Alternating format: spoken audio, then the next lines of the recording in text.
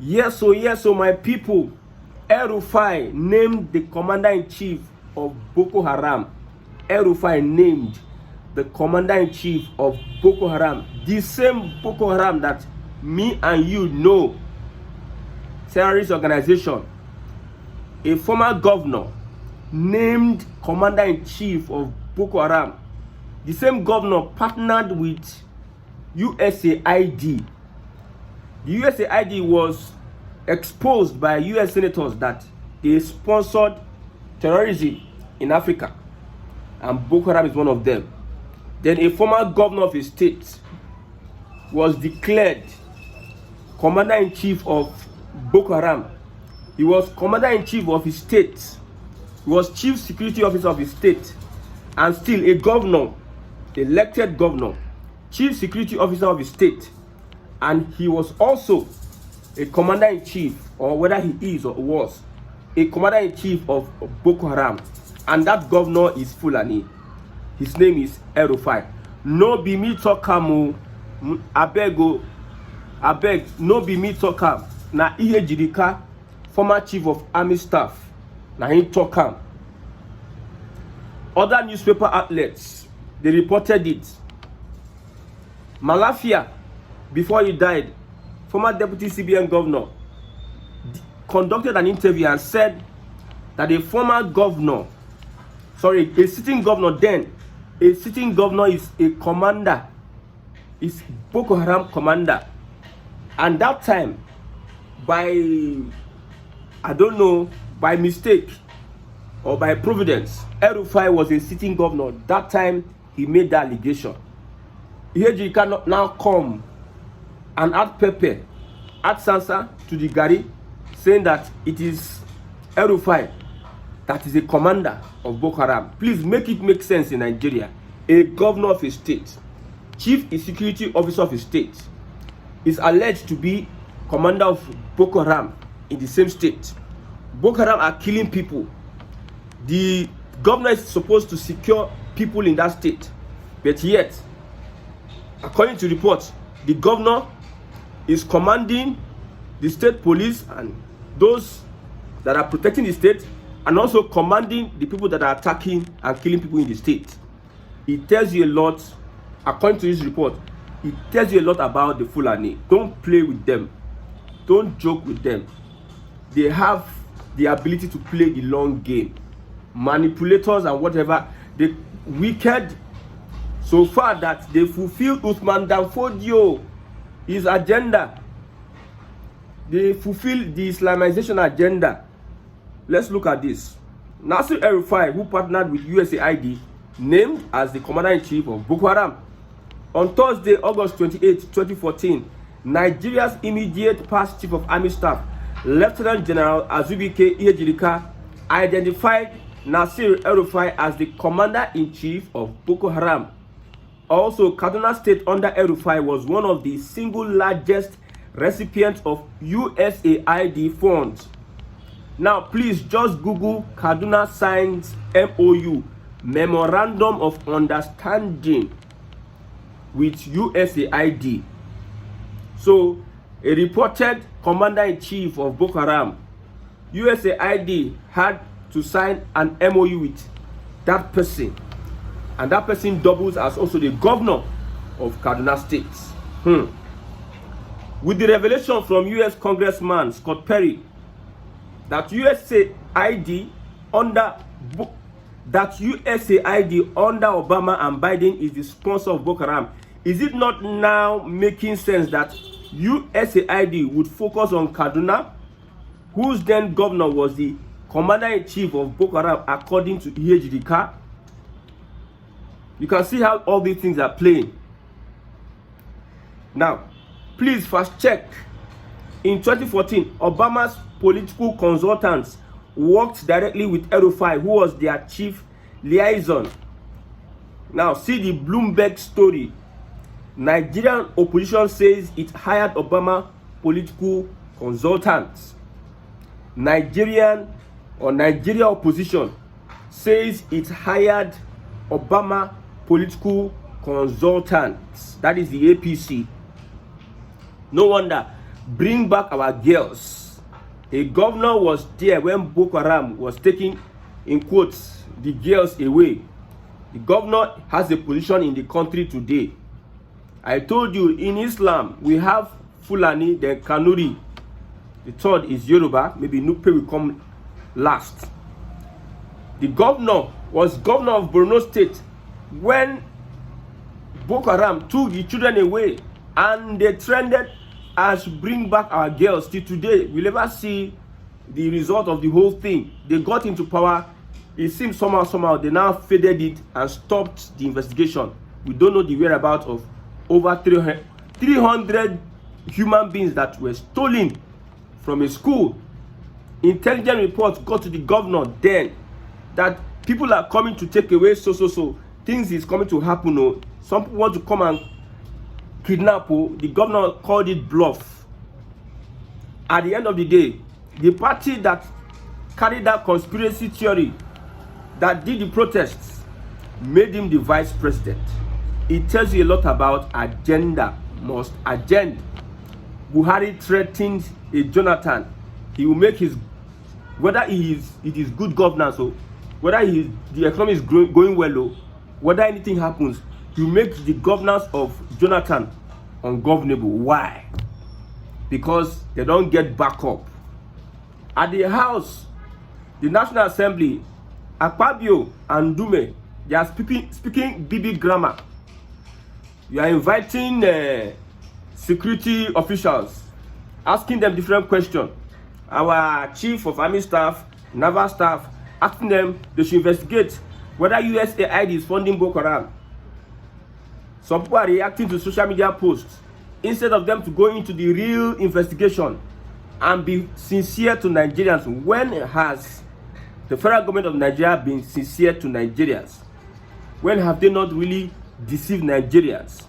Because anything, even though they do the investigation, Nigerians no more believe the government in power.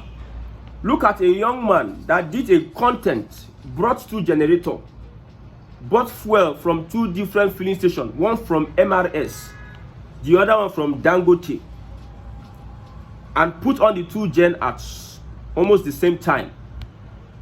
The one they bought from, one from MRS, which is Dangote, the other one from NNPC, Nigeria National Petroleum, handled by the government. The one bought from MRS lasted longer than the one bought from NNPC. Now, because somebody is playing a different role from the government, the NNPC has been deceiving Nigerians for a very long time, and they will put out statement like nothing blah, nothing this, nothing that. So if the government itself that is complicit does an investigation on this Boko Haram matter, it is the same story like the bring back our school girls.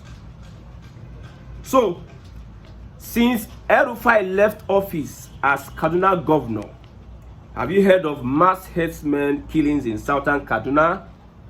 The southern Kaduna genocide ended on May 29, 2023, the day that the butcher of Kaduna, Rufai, left office. I read this on a social media post. Let's look at what is really happening in Nigeria today. We told you that agenda plenty. People get agenda. See, all these people that are coming to like rebrand themselves as if they are better people. Don't be deceived by politicians. Politicians are what they are. They can never change. Old men don't change. Don't be deceived.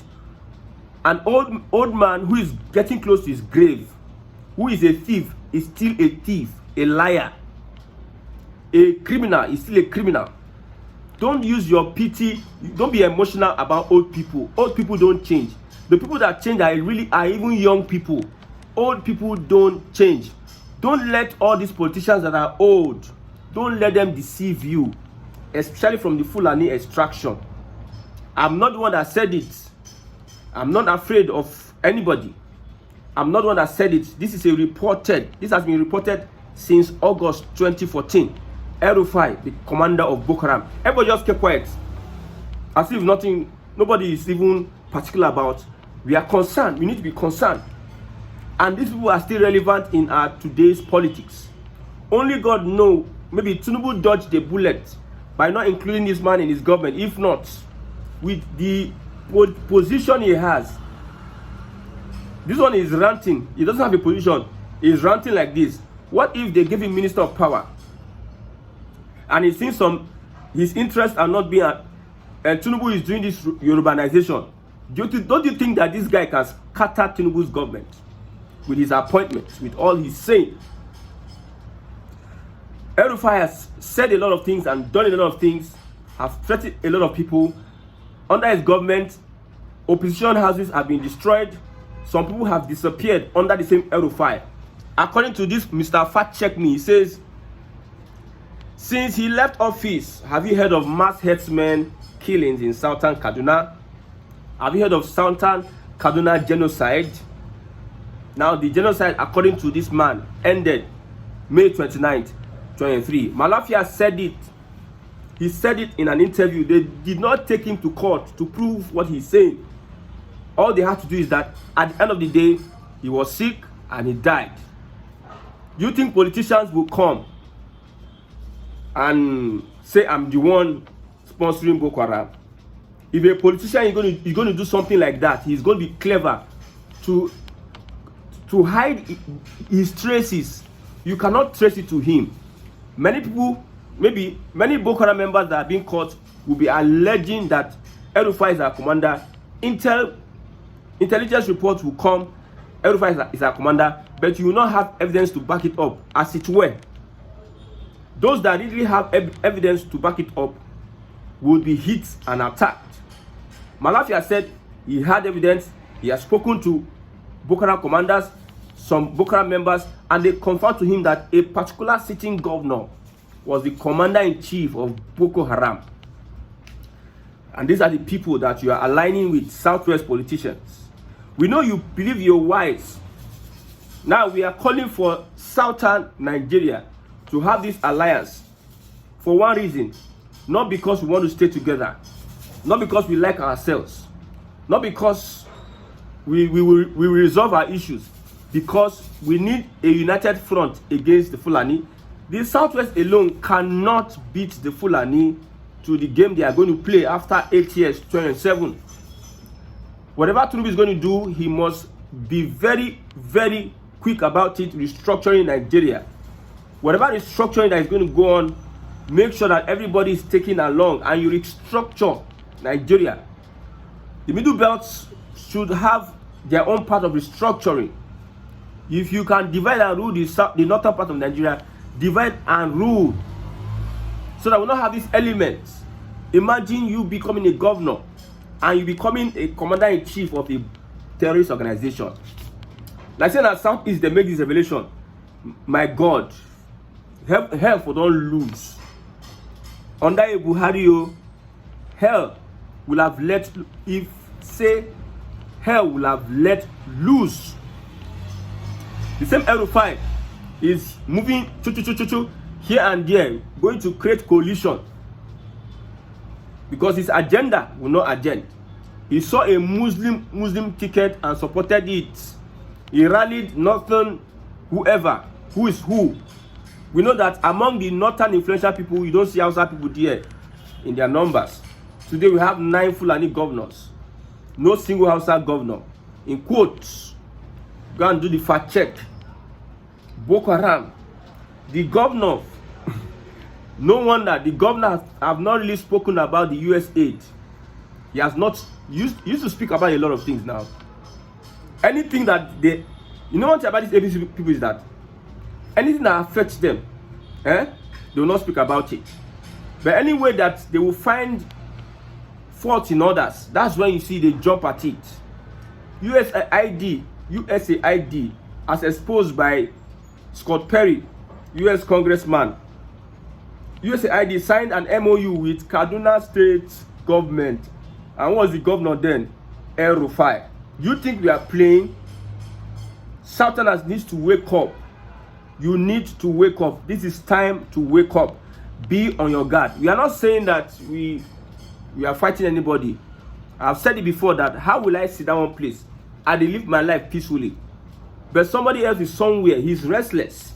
He's thinking on how to hit and attack me, take away my identity, take away my land, take away my resources. I do on my own, they enjoy my life. Jejeje. Somebody's life ambition, his destiny, the way he sees it, is just Islamize me by force. If not, he kills me. He's just terrorize me. People in Southern Kaduna, anytime someone from Southern Kaduna gets a particular position, this Rufai and some of his Fulani Islamic chronic fundamentalists, they will be moving up and down and doing all sort of things. We get intel that this chief of defense staff is from Southern Kaduna, and some powers that be do not like the fact that he is from Southern Kaduna. The politics being played in Kaduna State today, they are making sure they suppress politicians coming from Southern Kaduna, technocrats coming from Southern Kaduna, popularity of activists, and whoever that person is, popularity, whether Christians or Muslims, they make sure Southern Kaduna has less influence. But they look at Northern Kaduna. When you go to Kaduna today, it seem like one side is more developed than the other. The government focuses on one side other than the other. Thank God for Tinubu. Tinubu has given them 2 universities in Southern Kaduna. After those giant strikes, that's when you now see the same Rufai ranting all over social media. Me, I'm a Biafran. From now till I die, I'm a Biafran. I cannot help it. And I don't care what anybody says. That is your problem. I cannot help it. As a Biafran, I want Nnamdi Kanu to be released. He holds a very, very important, he is an epitome in this Biafran struggle. I've said it before, amongst all the agitators, my favorite is Nnamdi Kanu. I respect Nnamdi Kanu than Ojukwu that came back from exile and became a boy to Shagari and wanted to contest to become Nigeria's president. Anytime Nnamdi Kanu takes that route, then he loses his respect for me. The Fulani does not want restructuring. The Fulani does not want Nigeria to be free from the colonial chain. The Fulani does not want Nnamdi Kanu to be released. So I have a personal grudge with the Fulani, not wanting justice for the Igbo people, not wanting justice for people of the Southeast, in collaboration with their Southwest counterparts because of power. They want to be taking the lion's share and be benefiting while they give other people the crumbs with excuses that they started the war. They don't want one Nigeria. They carried out a coup that killed our leaders, blah, blah, blah, blah, blah, blah. All sort of badadash excuses. So we just forgot yesterday that an allegation was put on somebody as the commander-in-chief of Boko Haram. I've told you, no insecurity anywhere. Anywhere you see insecurity in Nigeria, any nook and cranny of Nigeria, there's no how that the hands of the politician will not be in it. It's not possible. It is never possible.